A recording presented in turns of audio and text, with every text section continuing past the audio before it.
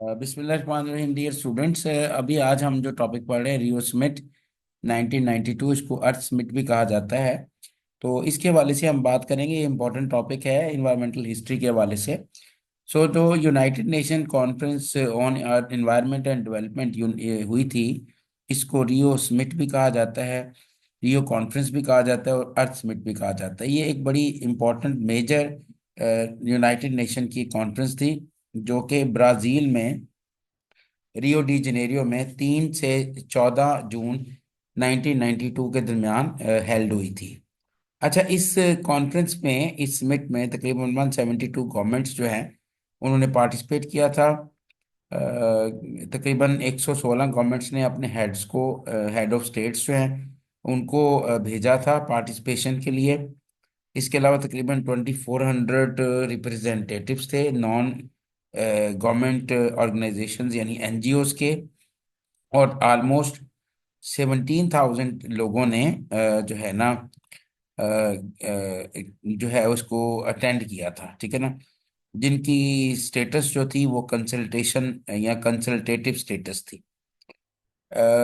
ये चीज़ आप याद रखें इसको। ये जो 17,000 लोग थे, वो एक ग्लोबल फोरम है, एनजीओ, पैरेलल टू एनजीओ।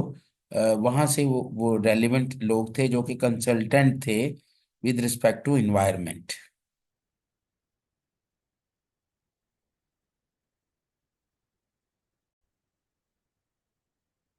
अच्छा, बेसिकली जो इस रियो समिट में जो इश्यूज एड्रेस किए गए थे, उन इश्यूज के हवाले से हम बात कर लेते हैं।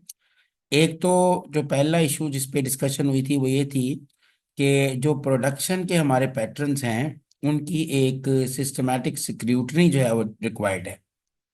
खास तौर पे जो टॉक्सिक कंपोनेंट्स जो है, जो कि हम बना रहे हैं, ठीक है, जिससे यहाँ टॉक्सिक वेस्ट प्रोड्यूस हो रहा है, रेडियो एक्टिव केमिकल्स हैं, ठीक है ना, ये जैसा कि लेड है गैसोलीन में, या पॉइजनस वेस्ट है, या इस तरह के कोई भी रेडियो एक्टिव केमिकल्स हैं, उनकी जो प्रोडक्शन के पैटर्न्स हैं उनकी सिस्टमेटिक स्क्रूटनी जो है दैट इज रिक्वायर्ड। दूसरा ये था कि इस रियो डी जनेरियो के अंदर, समिट के अंदर डिस्कशन हुई थी about alternate sources of energy. Alternate source of energy का मतलब है रीन्यूएबल सोर्स ऑफ एनर्जी, जो कि रिप्लेस कर सकते हैं फॉसिल फ्यूल्स को। बिकॉज फॉसिल फ्यूल्स जो हैं they are the major cause of global warming और क्लाइमेट चेंज। सो यहाँ पे बात हुई थी रीन्यूएबल एनर्जी रिसोर्सेज के हवाले से, कि रीन्यूएबल एनर्जी रिसोर्सेज में खास तौर पे solar energy, wind energy, geothermal, biomass energy वगैरह जो हैं, इनके ऊपर जो है वो किस तरह से वर्क हो सकता है। दूसरी और तीसरी बात ये हुई थी कि जो पब्लिक ट्रांसपोर्टेशन है उसके ऊपर रिलायंस जो है वो बढ़ाया जाए, ताकि जो वहीकुलर एमिशंस हैं उनको हम कंट्रोल कर सकें। यू नो वेरी वेल कि सिटीज़ के अंदर जो है वो व्हीकल्स की कंजेशन हो रही है, हेल्थ प्रॉब्लम बढ़ती जा रही हैं पोल्यूशन की वजह से, और उस पोल्यूशन की जो रूट कॉज है वो आपकी ट्रांसपोर्टेशन एक्टिविटीज़ हैं। तो इस इशू पर भी जो है ना इस पे बात हुई थी। और इसके अलावा जो एक और इशू जो डिस्कस हुआ that was the scarcity of water, कि जो वाटर स्कार्सिटी या वाटर क्राइसिस जो है उसमें इजाफा हो रहा है, उसके हवाले से उसको हम कैसे एड्रेस कर सकते हैं। अच्छा, इसके अगर सेलिएंट फीचर्स के ऊपर हम बात करें तो इसमें तकरीबन सस्टेनेबल डेवलपमेंट के 27 प्रिंसिपल्स दिए गए थे।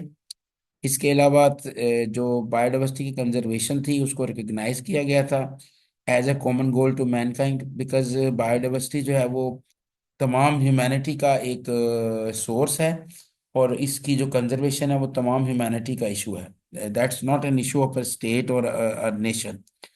इसके अलावा जो इस पे जो मजीद बात हुई थी वो ये थी कि बायोलॉजिकल रिसोर्सेज की जो कंजर्वेशन है उसके हवाले से जो रिस्पॉन्सिबिलिटी है वो स्टेट्स की है, कि जो स्टेट्स हैं अपनी बायोलॉजिकल रिसोर्सेज को कंजर्व भी करें और उनको सस्टेनेबल वे से यूटिलाइज करें। और इसके अलावा इसमें यह भी डिस्कशन हुई थी कि जो स्टेट्स हैं उनको बायोलॉजिकल राइट्स, जो बायोलॉजिकल रिसोर्सेज हैं उनके हवाले से उनके पास सॉवरेन राइट्स हैं, कि वो उनको यूटिलाइज करेंगे। उन राइट्स को रिकॉग्नाइज किया गया था बस, लेकिन ये है कि जो उनकी यूटिलाइजेशन होगी वो सस्टेनेबल बेसिस पे होगी।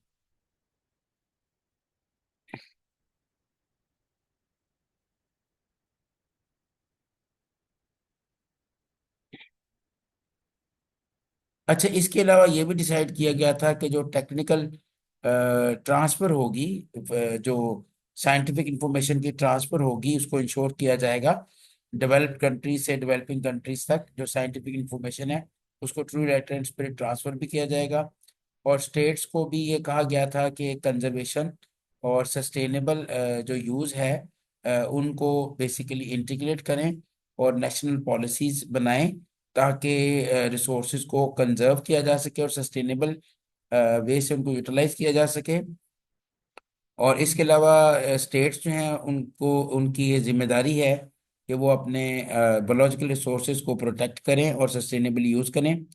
और ख़ास तौर पे जो स्टेट्स हैं वो लोकल अथॉरिटीज़ को सपोर्ट करें ताकि वो बायोलॉजिकल रिसोर्सेज को कंजर्व कर सकें। ये इसके मेन पॉइंट्स थे, सेलियंट फीचर्स थे।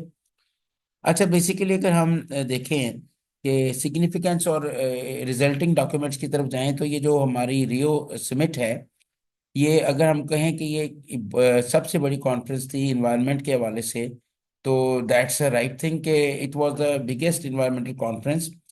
स्टॉकहोम में जो कॉन्फ्रेंस हुई थी 1972 में, उसके बाद ये सबसे बड़ी कॉन्फ्रेंस थी। इसमें जितने भी यूनाइटेड नेशंस की सब्सिक्वेंट कॉन्फ्रेंसेस थी उन सबको इन्फ्लुएंस किया इसने। ठीक है ना।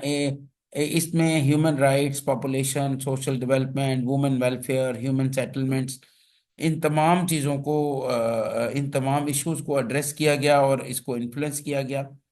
इसमें मल्टीपल इश्यूज जो हैं वो डिस्कस हुए, डेवलपमेंट के हवाले से, एनवायरनमेंट के हवाले से, बायोडाइवर्सिटी के हवाले से। और इसके अलावा ये एक इम्पॉर्टेंट अचीवमेंट थी बिकॉज क्लाइमेट चेंज कन्वेंशन जो थी, जो इसके रिजल्ट के तौर पे हुई, और उसके बाद फिर क्योटो प्रोटोकॉल बना। तो ये एक इस हवाले से एक बड़ी अचीवमेंट थी कि इसने इस तरह के डॉक्यूमेंट्स या जो प्रोटोकॉल्स हैं उनको डिवाइस करने के हवाले से अपना इम्पोर्टेंट रोल जो है वो प्ले किया। देखें, अर्थ स्मिथ जो है उसके रिजल्ट के तौर पे जो हमारे पास डॉक्यूमेंट्स आए हैं, उन डॉक्यूमेंट्स के हवाले से भी हम थोड़ी सी बात कर लेते हैं। अर्थ समिट जब एक सक्सेसफुल समिट है, उसके बाद एक रियो डिक्लेरेशन आई, इन्वायरमेंट और डेवलपमेंट के हवाले से एजेंडा 21 आया और फॉरेस्ट प्रिंसिपल्स आए।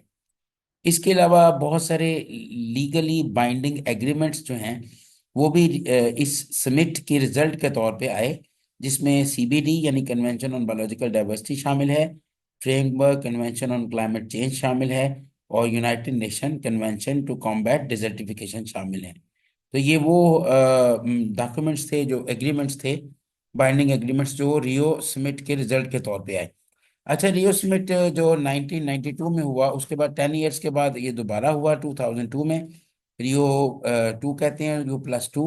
उसके अलावा ये 2012 में हुआ। ठीक है ना। तो इसी तरह 10 ईयर्स के जो है ना वक्फे से ये रियो समिट होता रहा, और इस पे फिर सस्टेनेबल डेवलपमेंट गोल्स और एमडीजीज के हवाले से भी डिस्कशन हुई। So this is all about Rio summit, it as an important historical event in the history of environment. Thank you, said very much.